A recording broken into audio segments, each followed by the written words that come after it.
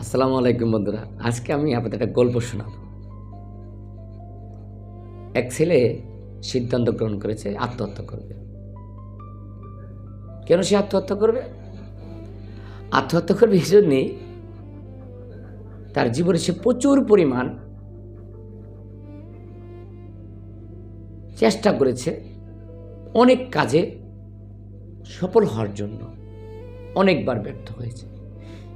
Not only that, সে এতবার চেষ্টা করেছে, কিন্তু চেষ্টা করে যখন সফলতার দিকে যাবে ঠিক ওই মুহূর্তে সে পিছপা হয় এবং সে নিজেকে বলে আমি একজন ব্যর্থ।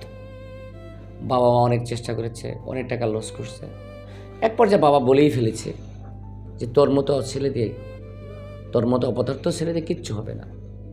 তো ভালো কথা, একটা প্রেম করতো। একদিন প্রেমিকা বলতেছে আমার তো বয়স অনেক হয়ে গেছে, এখন তুমি আমাকে বিয়ে করো। প্রেমিকার কথা শোনার পরে সে প্রেমিকাকে বলতেছে যে আমি যে তোমাকে বিয়ে করব, আমার তো কোনো কর্ম নেই, আমার তো কোনো টাকা পয়সা নেই, আর বাবা তো কোনো টাকা পয়সা দিবে না। প্রেমিকা বলতেছে আমার তো বিয়ে হয়ে যাবে। সেই কথা সেই কাজ। হঠাৎ করে কয়েকদিন পর প্রেমিকার বিয়ে হয়ে গেল। সে দারুণভাবে ভেঙে পড়ল, মানসিকভাবে ভেঙে পড়ল এবং সে সিদ্ধান্ত গ্রহণ করলো আমার মতো অপদার্থ, গর্দভ, অথর্ব এই পৃথিবীতে বেঁচে থাকাটা হয়তো বা সমীচীন না। পড়ালেখা করলাম, সেখান থেকে ভালো কিছু করতে পারলাম না। ব্যবসা করতে গেলাম, সেখান তো ভালো কিছু করতে পারলাম না।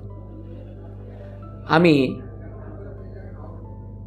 একটা প্রেম করলাম, এই প্রেমিকা আমাকে বলেছিল হাতে হাত রেখে, মাথায় মাথা, চোখে চোখ রেখে, মাথায় হাত দিয়ে কসম করে বলেছিল এই পৃথিবীতে তোমাকে ছাড়া আমি কাউকে বিশ্বাস করি না এবং তোমাকে ছাড়া আমি কাউকে বিয়ে করব না। কিন্তু সে যখন আমার চাইতে অনেক ভালো ছেলে পেয়ে গেল, সে তখন আমাকে ফেলে অন্য একটা ছেলেকে বিয়ে করে চলে গেল। কষ্ট হলো, আমার প্রেমিকা চলে গেছে সেটা না, যে মানুষ মানুষকে কিভাবে ঠকাতে পারে। আর আমি তাকে দোষও দিচ্ছি না, সে তার ভালোটা বেছে নিয়েছে, আমি ব্যর্থ। সেটা চিঠি লিখল। চিঠিতে লেখা ছিল আমার মৃত্যুর জন্য কেউ দায়ী নয়। সে চিন্তা করলো এই চিঠিটা কার কাছে রেখে যাব।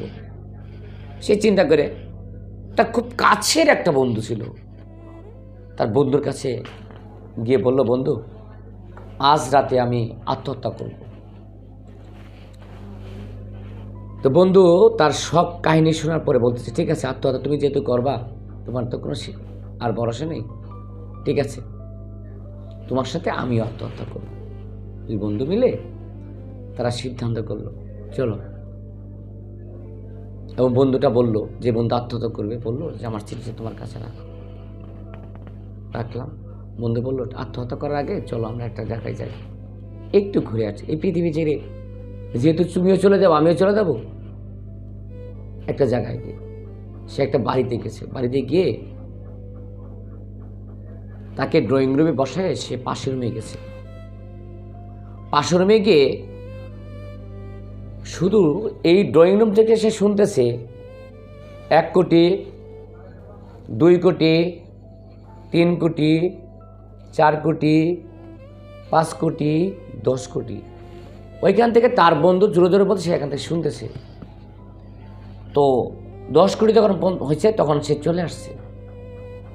আসার পর বলতেছে বন্ধু চলো যাই, কথাবার্তা ফাইনাল। ওই কি ফাইনাল? যে আমরা দুজন আত্মহত্যাই করবো। কলা হ, তুমিও তো করবা। এই যে পাশে যে ভদ্রলোক ছিল তার একটা মাত্র ছেলে, তার 2টা কিডনি ফেল। যে এখন ওই ভদ্রলোকের সাথে আমি কথা বললাম, 2টা কিডনির দাম সর্বশেষে 10 কোটি টাকা দিতে পারবে। এখন আমি ভাবছি তোমার 2টা কিডনি 10 কোটি বিক্রি করবো, তুমি তো মরেই যাবা। তারপরে আরেক পাশে বাসায় গেছে এক বৃদ্ধ মহিলার একটা মাত্র মেয়ে, দুটো চোখে অন্ধ। ডাক্তার বলেছে যদি কেউ চোখ দান করতে পারে, অর্থাৎ তার চোখ যদি সংগ্রহ করে আনতে পারে, সে পৃথিবী আলো দেখতে পারবে। সেই মহিলা তোমার দুটো চোখের দাম 2 কোটি টাকা দিবে। এভাবে সে পুরো বডিটার হিসাব করে দেখলো, অলমোস্ট প্রায় 100 কোটি টাকা দাম হয়। সে চিন্তা করলো, বন্ধু বলতেছে যে তোমার বেলো হচ্ছে 100 কোটি টাকা, আমি 50 কোটি টাকা দান করে দিব, আর 50 কোটি টাকা আমি রেখে দিব। তুমি তো আত্মহত্যা করবা, আর আমি কয়েকদিন পরে আত্মহত্যা করব। আমার বেলো 100 কোটি টাকা? হ্যাঁ। কি বলো? আমি আত্মহত্যা করবো না। কেন? না, তোমাকে করতে হবে, কমিটমেন্ট দিয়ে ফেলছি। নো, আরে আশ্চর্য, আমি কমিটমেন্ট দিয়ে ফেলছি, তুমি আত্মহত্যা করবা। আত্মহত্যা যদি করিয়ে ফেলবা তো তোমার কিডনি দান করলাম, টাকা পেলাম আমি, চোখ যদি দান করলাম, টাকা পেলাম আমি। ও মা, বন্ধুদের করবে না? না, আমার বেলো 100 কোটি টাকা, তা আমি তো এখনও অনেক কিছু করতে পারি। তাই? হ্যাঁ, চলো। তখন ওই বন্ধু বলল, বন্ধু দেখছো বাস্তবতা কত কঠিন, চলো আমার কথা শুনবা। কি? আমার কাছে কিছু টাকা আছে, চলো আমরা 2 বন্ধু মিলে একটা ব্যবসা শুরু করি। কি ব্যবসা? কাপড়ের ব্যবসা। আমরা বাজার থেকে কাপড় কিনব, ওই কাপড়গুলো আমরা নিজেরা বিভিন্ন ধরনের পোশাক তৈরি করব, ডিজাইনারদের ডিজাইন করে তৈরি করব, আমরা নিজেরা সেল করব। কি পারবো না? হ্যাঁ পারবো। চলো আজকে থেকে কারোর উপর ডিপেন্ড করবো না, আজকে থেকে শুরু করব। তুমি এবং আমি যা ব্যবসা হবো 50-50। রাজি? ওকে, রাজি। সে করলো কি, পরের দিন থেকে সে ব্যবসা শুরু করলো। 1 বছর, 2 বছর, 3 বছর, 5 বছরের মধ্যে তারা লাখ লাখ, কোটি কোটি টাকা এত সুনাম অর্জন করে ফেললো। বিশ্বের বিভিন্ন দেশ থেকে তাদের কাপড়ের অর্ডার আসা শুরু হলো। এখন দেখেন, একজন মানুষ, একটা ভালো বন্ধু আরেকটা বন্ধুর কত বড় উপকার করতে পারে। আমরা এই গল্প থেকে কি শিখলাম?